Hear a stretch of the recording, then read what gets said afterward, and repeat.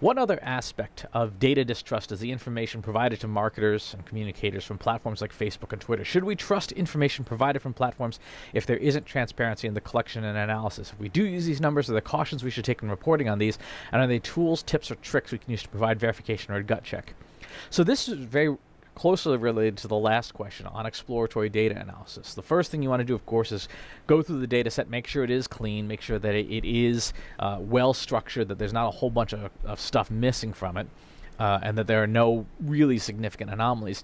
And then you want to do driver analysis. It's statistically, it's called multiple linear regression with subset analysis or other mathematical terms.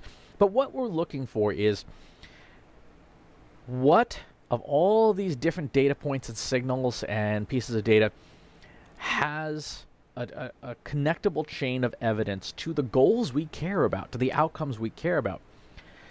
Social data, web data, in-store data, foot traffic, mentions on in the news. How much of that and what combinations of those things turn into results, turn into business impact, turn into shopping carts paid for, or butts in seats or heads in beds. And so the tools, tips, and tricks about that all go back to that sort of driver analysis, which is a form of predictive analytics. How do we determine what drives the business outcomes we want, and then from all the data we have access to, which of those data points should we pay more attention to, and which ones in our testing we can say, no, that really has no bearing on the final outcome we care about. One of the obstacles communicators typically face is that they don't have great visibility into the business results side of things. They may not have access to the sales CRM or the marketing automation software.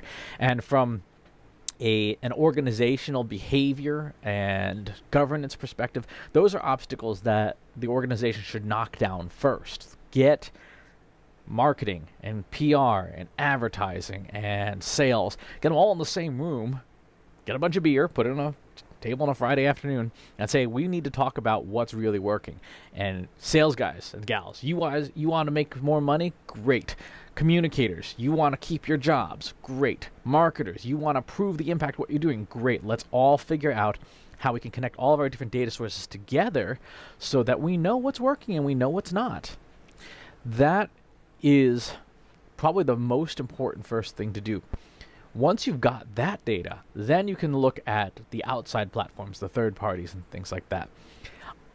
Honestly, if you think about it, this is something that Rand Fishkin of SparkToro said recently, who I thought was very insightful.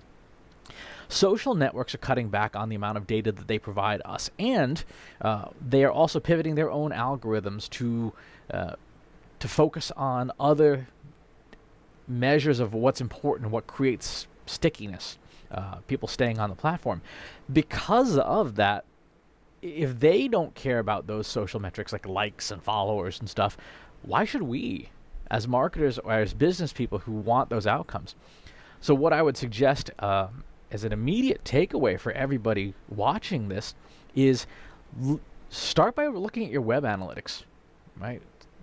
Your owned media properties, where people go to learn more about you, to get driving directions, to shop online, to fill out a form, to attend a webinar, all those things. In your web analytics, if you know those things and you have them, then you can look at social data coming into that and going, okay, well, we know what we're doing on each of these social networks, and we know what traffic we're getting from them. Then you run attribution analysis from inside a platform like Google Analytics and say, how important is it for Twitter or Facebook, for our efforts in those platforms to how much effort should we put into them? Because that clearly dictates the results we get.